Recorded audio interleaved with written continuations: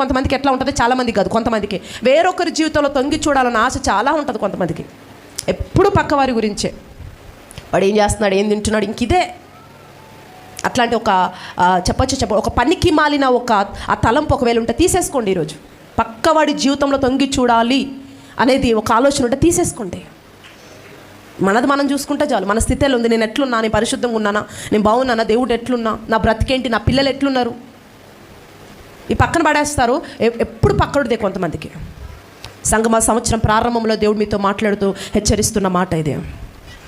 సియోను అనుభవంలో ఉన్నవాడు పక్కింటి వాడి వైపు తొంగి చూడడు, వాడి గొడవల్లో వేలు పెట్టడు. ఎట్టుంటాడు చెప్పండి? హాయ్ బాయ్ అన్నట్టే ఉంటాడు, అందరితో సమాధానంగా ఉంటాడు, పరిశుద్ధులతో సహవాసం చేస్తాడు, తన మెడకట్లు తానే తెంపేసుకునే వాడిగా ఉంటాడు, ఎక్కడ కూడా నిర్విచారంగా కనిపించడు, సంతోషముగా సియోన్లో ఉన్నవాడు ఉంటాడు. హల్లెలూయా.